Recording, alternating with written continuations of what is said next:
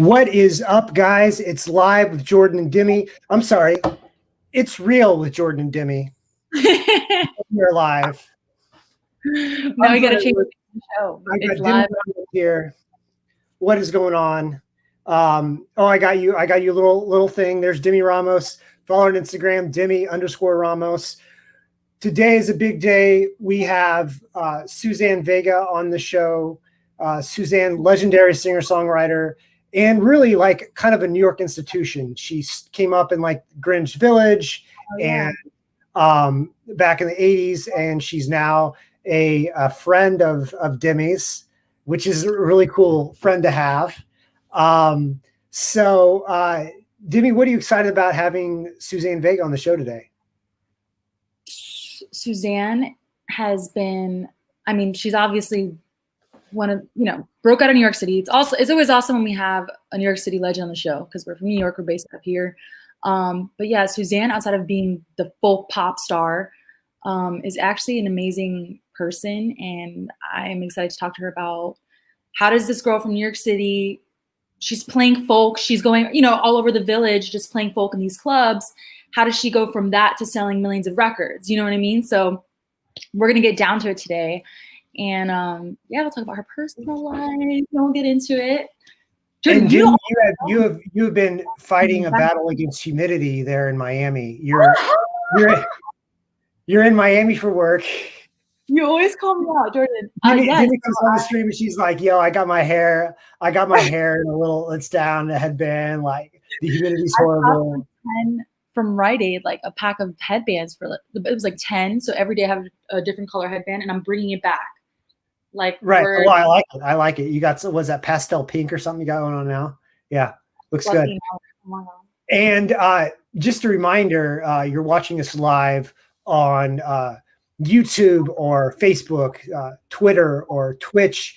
You can also listen to all our shows on Spotify. You just look up It's Real with Jordan and Demi. We have tons of great shows with people like Wyclef Sean and Dayglow and Blue to Tiger and 2 Feet and Judah and the Lion, and really a lot of your favorite artists. We have our interviews with them. So how do you feel about going live? Do I now? How do you feel about going live?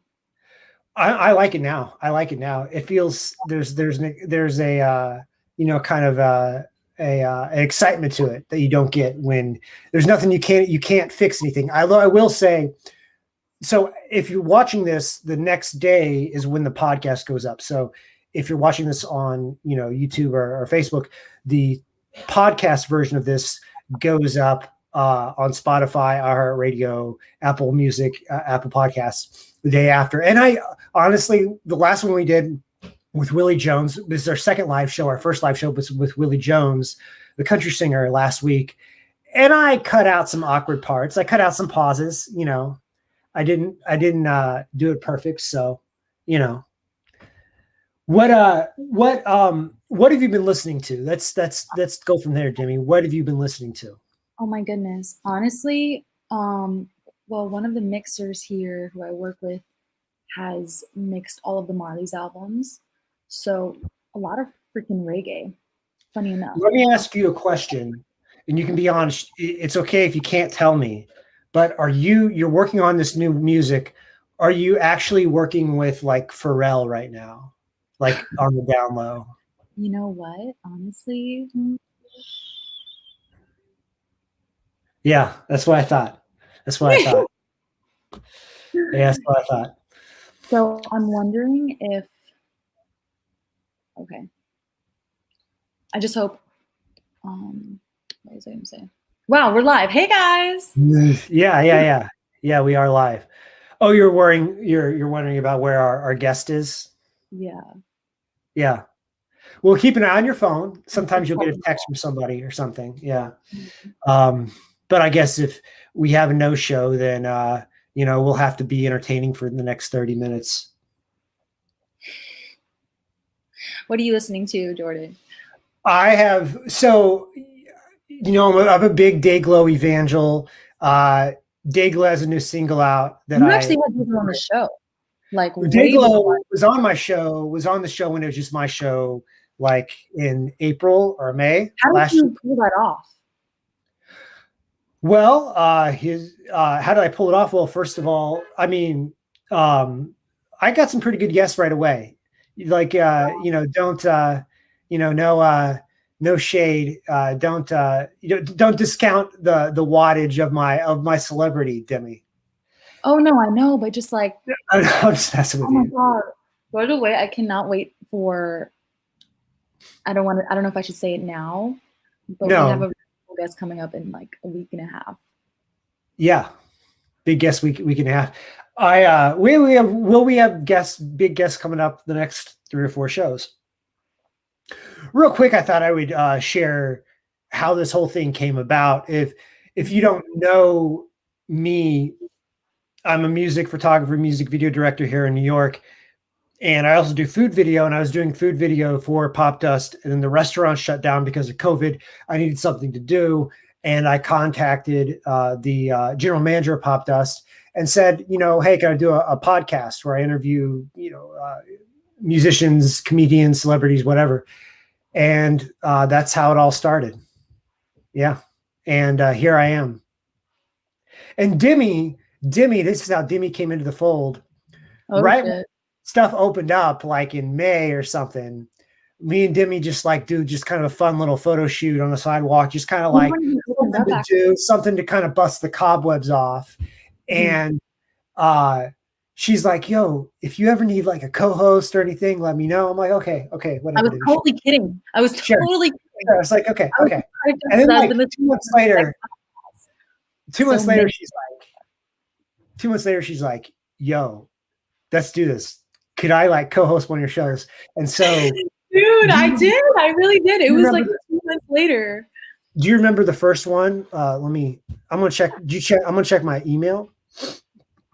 See if anything's going on here with okay. Yeah, no, I just checked on email. Yeah. Okay. And Suzanne Vega is here right now. I would like to welcome the legendary Suzanne Vega to It's Real with Jordan Demi. Suzanne, how are you doing? Hi. Suzanne. Hi. I'm so happy to see you. I haven't seen your face. You too. The last time we FaceTimed, I was in Miami as well. It was so funny. Oh, yeah, that's right. I remember. So Suzanne Vega is here, and look, Suzanne, I have a fancy graphic with your Instagram on it. Yeah, there we go. Yeah. So before we get into Suzanne, it's interesting. I interviewed you 10 years ago for a newspaper article when you were touring. You were doing a tour with the singer Mark Cohn. Do you remember doing the Mark Cohn shows? Sure. Yeah. So this is fun to have kind of a bookend. I've interviewed people multiple times, but not having this big of a gap between interviews. First of all, before we get into the music and everything, I know you and Demi know each other. Could you like explain like how do you guys know each other? What's your origin story? Our origin story. My daughter went to the High School of Performing Arts, as I did. I was a dance major and my daughter was a vocal major. So there was a show at the bitter end featuring a lot of the alumni of LaGuardia. And I went to see my daughter perform. And I saw this beautiful girl up there on her stage. She was the only one with a band. She was playing electric guitar. She had this long hair and she had her hoodie on. And I thought, wow, I love this girl. I don't know who she is, but and I said hi to her that night. I said, I thought your set was really great. And she said, thanks. And sort of kept walking. So I looked her up. I was so like nervous. And joined her, what was it, your Instagram feed? And you wrote to me right away and you said, oh, Suzanne Vega, I'm a fan of yours. And then we started corresponding and then we got together for coffee and now we do that all the time. Wow. And I just remember that day when I was writing to you and then like I had a friend at the time being like, no, Demi, you have to write it this way. Like I put grammar in there. And I was like, oh my God, okay, how do I like write like can we meet coffee? Can we have coffee? Like, I was like, oh my God. How funny is that? It was great. I was really impressed with your guitar playing. You know, you really have a passion for electric guitar, which is just awesome. And I thought your band was so bold and so brave, and you really like raised the roof off the house. I thought it was terrific.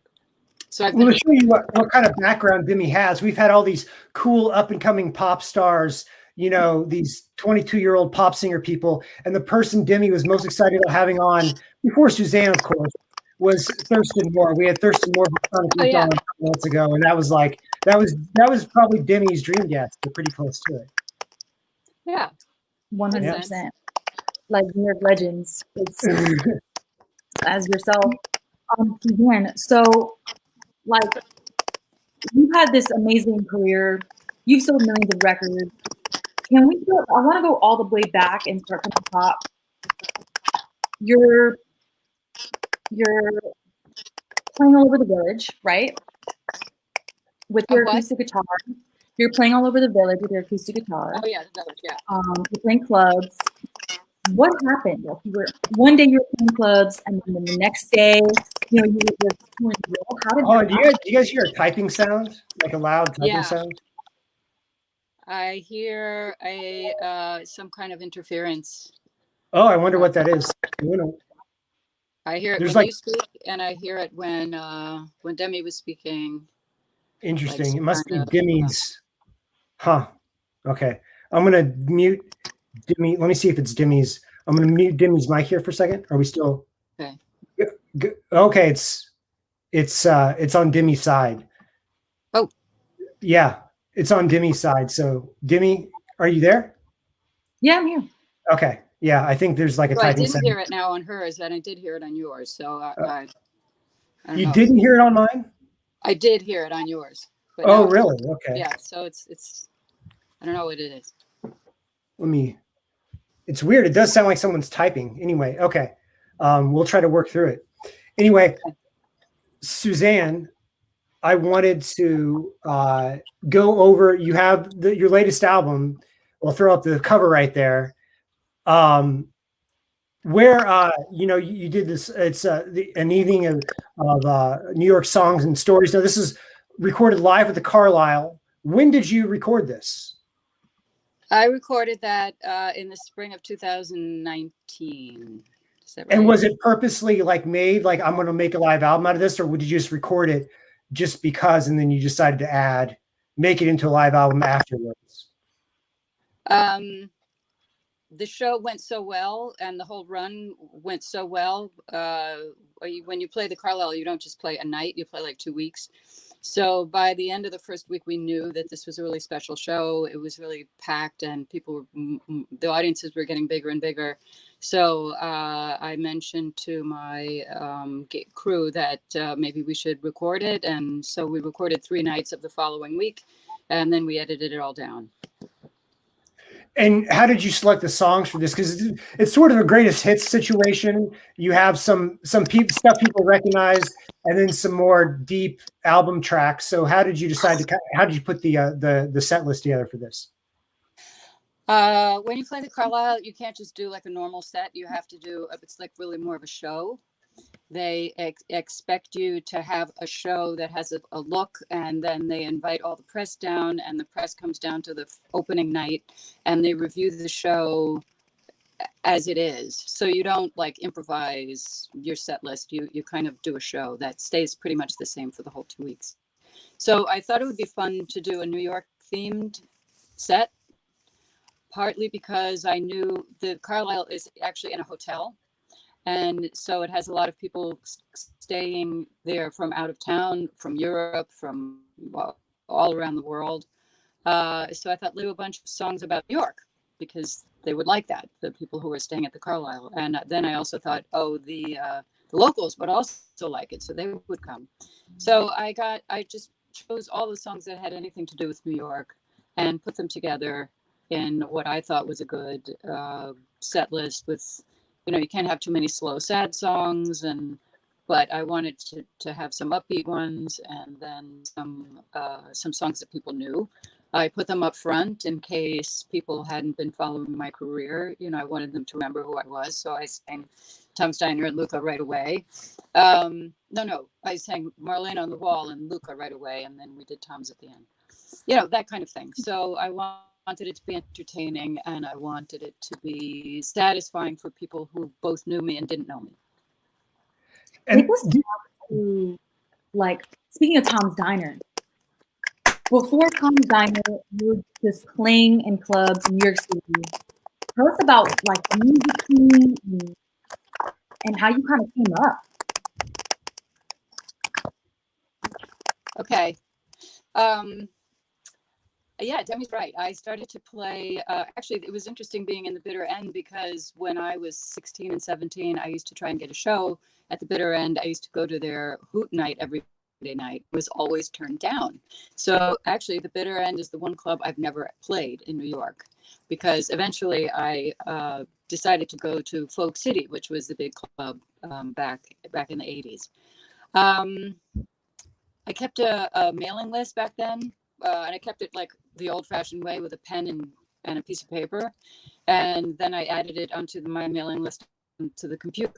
So everywhere I played, I had this group of people that I could target and send flyers to. And I handmade my flyers and I sent them, I would do a mailing every time I played anywhere. So the first time I played Folk City, I had my mailing list and I sent all these emails out, not emails, all these flyers out to my audience that from when I used to play at Barnard College. So I had 30 people come down on a Sunday afternoon. You were kind of a marketing whiz. Was really impressed by that. Yeah, so you were really kind of a marketing whiz at that self-promotion, like back in the day. Like that's a lot of work to make all the flyers and the mailing lists and everything. I wouldn't call myself a marketing whiz, but I wanted to connect. Yeah, I wanted to connect with people, and that's how I did it. Eventually, I got this manager, and his name was Ron Fierstein, and he heard me play, and he asked me, he took me out to lunch, and he said, how do you see yourself? Would you like a record deal? And I'm like, yeah, I'd like a record deal. So he said, where do you see yourself? And at that point, I saw myself as being like, maybe I could get a small folk record deal, like I could be on Flying Fish or Rounder Records, and they sold about 100,000 copies. And he said, I think you can do better than that. I think I could get you a major label deal. And he said, I've targeted A&M Records for you because they like singer-songwriters. They have Joan Armatrading and Cat Stevens. And even though, you know, I was listening to other things other than that, but he chose that record label and he targeted it. So for 2 years, we made our tapes and we sent out these tapes. They were always rejected, but we kept going. We kept redoing them, picking different songs, doing different production. And finally, I got a great review in the New York Times. And that sort of changed everything for me. I mean, the next day, like, we had a bidding war between two record labels. And one of them was A&M. That's an incredible story. And then after that, it's like the rest is history after that. The first album sold 1 million copies worldwide, so which was a lot more than the 30,000 they were expecting. And Suzanne, I wanted to.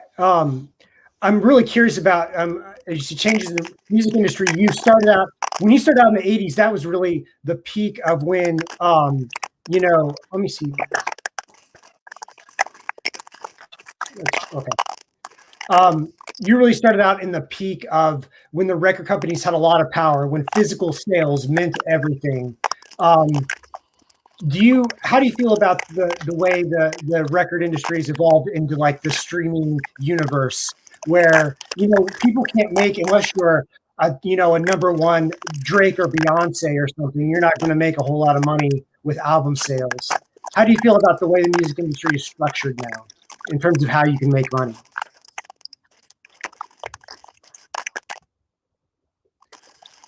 Can you hear me okay? Well, I have a lot of feelings about it. Yeah, I hear you fine. I mean, there's a bit of like static or something, but I'm hearing you. it's much harder, I think, for people just starting these days. Because it's true that if you're an artist and you don't get a lot of streaming profit. What made the difference for me is that I started my own record label.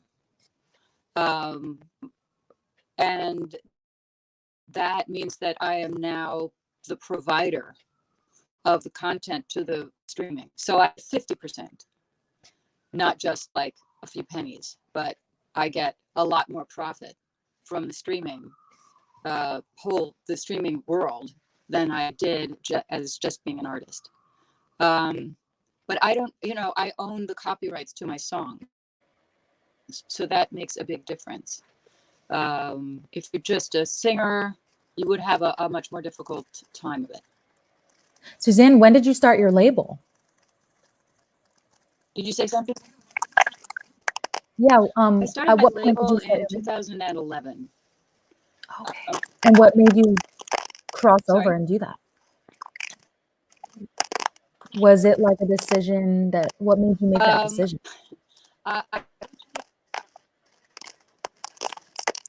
I eventually was dropped from A&M Records, as I kind of knew that I would be. I had been with them for a long time, like between 15 and 20 years. So they eventually dropped me, as I had the feeling they would. Then I had a very short-lived record deal with Blue Note, and I was with them for 2 years. And I did a really good record with them. It won a Grammy and everything, and they still dropped me. So I thought, I don't want to put myself in that position again. That was in 2008. So I thought, I'll start my own label. I thought, what am I going to put on this label? I don't want to write a bunch of songs and then produce it myself and then put it out myself to who? So at that point, I wanted to grow my Facebook page audience. I wanted 100,000 people. So I decided to re-record a lot of my older songs, most of them, in fact. And so while I put out 4 volumes of these re-recorded songs. And while I did that, I got to grow my audience online. And then I did a box set at the end. And that was what I put out on my own label, were all these records. And then I started to put out my newer material also.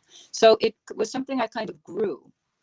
And I had a manager who was very helpful with that. I knew he had done it before. I knew he could help me figure out that whole world. How do you get a distribution deal? I still had the same artist, the same designer that I had when I was with A&M and when I was with Blue Note. So there was some continuity there with the look of the packaging and all of that. So that's why I did that. And I'm still on my own label now. So whenever I make a new record, I can put it out myself. So you kind of got the best of both worlds in a way, a little bit. Yeah. One thing I'm curious about, Suzanne, is I was part of the music industry in the 80s when it was huge. Yeah. One thing I'm curious about, Suzanne, is sorry. Do you think your most popular songs are your best songs? Do you think they're the same thing, or are there songs in your catalog that you think are better than what people know as your most well-known songs?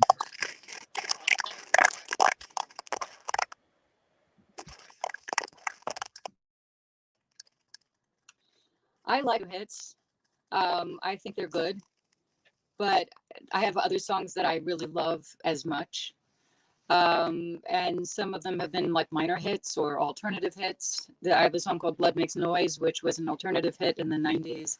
I have a song called Caramel, which I love, and I know people love it, but it was never a hit. I have a song Gypsy that people love, or The Queen and the Soldier. So I have a lot of different kinds of songs. And so I don't think it's the best ones. To be honest, I have no idea why those two songs have the most pop production, I guess. Yeah. And that is what I think made all the difference. Yeah, absolutely. In the accessibility of it. Right. Now, you mentioned Caramel, which is off your album Nine Objects of Desire, which came out in I think '96. I really love that album. It's sleek and it's got some cool jazz style production on it. And I'm an AV nerd, and Demi obviously records music, and I really appreciate um, all the the elements on there, the way the snare sounds, the way there's vibraphone on there. There's interesting experimentation in terms of the instruments that you didn't normally use. So where did that album come from in terms of the sound? Because I kind of, people think about your 80s and early 90s stuff, but I think that is really a gem in your catalog.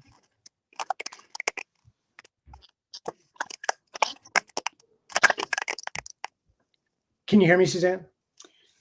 The sound of that album and yeah, I can hear you. The sound of that album and the one before it, those two albums were produced by Mitchell Froom, and his engineer was a guy named Chad Blake. And I love the work that I did with Mitchell. And Chad had a big part in how the sound of those records. Chad was like a sculptor in sound. He knew when to distort something and where to put it in the placement of music. So when you listen to it with your headphones, something could sound close up or far away. He knew how to place sounds in a way I've never really seen anyone else do. He's unique in that way. And the two of them at that time were kind of a partnership. They did a lot of albums together. They did Crowded House, and they did this group called the Latin Playboys, and Chivo Mato, and a whole bunch of albums at that time. And so those two records, 99.9 Fahrenheit Degrees and 9 Objects of Desire, were also done with Mitchell and Chad.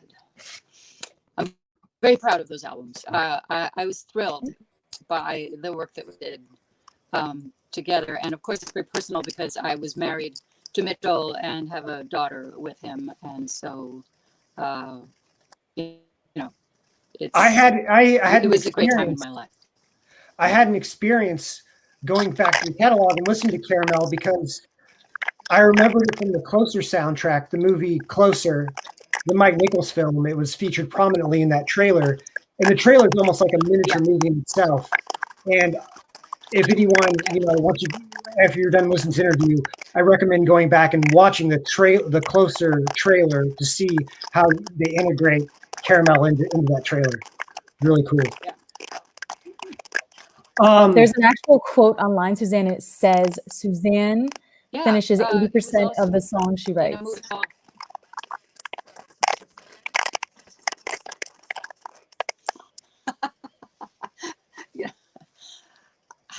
How would they know that? I mean, no one knows how many songs I've started and haven't finished. So I don't know whether I said that once, like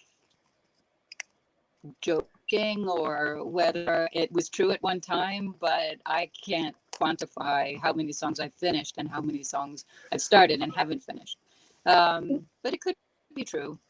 Well, it's interesting. I was looking back. You've only released in your whole 36 year career of recorded music, you've only released 9 full albums. Is that correct? Something like that? Only. So, well, a lot of people can output album after album, year after year. So 9 isn't really that many.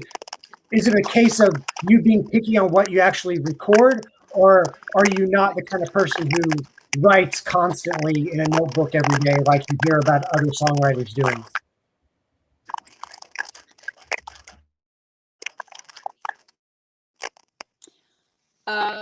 I write when I have something to say, and then I write it again, and then I write it again. So I have a high filtering system. I'm very critical of what I write. It has to really make the grade for me to release it. So I don't just fool around. I'm very careful about what I say, how I say it, and it has to be something I really love.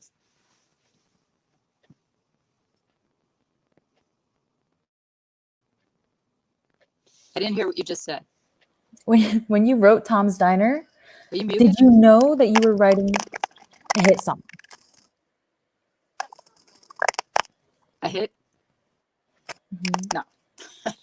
No, I had no idea. I thought of it as a little song that was kind of cute. I heard the melody in my mind walking down the street, and it's the same melody that now everybody else hears. So it just sort of arrived fully formed in my mind, which is a good sign. But I did not think it was a hit, and it really took the DNA production to make it really like go. I didn't see that one coming. Were you fully behind the remix of Tom's Diner, the DNA remix of the interpolation of making it a whole new song? What was your first impression? You fully finished? Like, how did that go about in terms of like you approving it to be released as a single, as a song?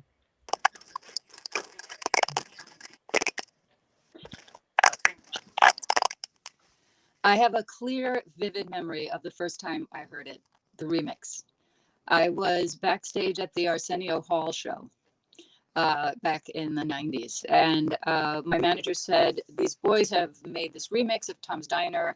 A&M wants to sue them for copyright infringement, which I could have done. I said, okay, let me listen to it. And I loved it. I thought it was really funny. I thought it was cute. I was relieved that they hadn't changed my vocals or changed the lyrics, or, I thought, wow, this is really cool. So I suggested to my manager that maybe we should buy it off of them and release it ourselves. And I came up with the title, Tom's Diner. I think it's called Tom's Diner by DNA featuring Suzanne Vega, because I wanted people to know that this was a different production. So I had them feature me on vocals. And it surprised them, the DNA guys, because they weren't really an act. They were like a production duo. So that suddenly they became an act, like DNA. So they ended up going on tour and stuff like that off of the success of this single. And they got their own record deal and all this stuff. But it succeeded beyond my expectations. And my last question for you, Suzanne, is, do you still have your VMA that you won for Luka for Best Female Video?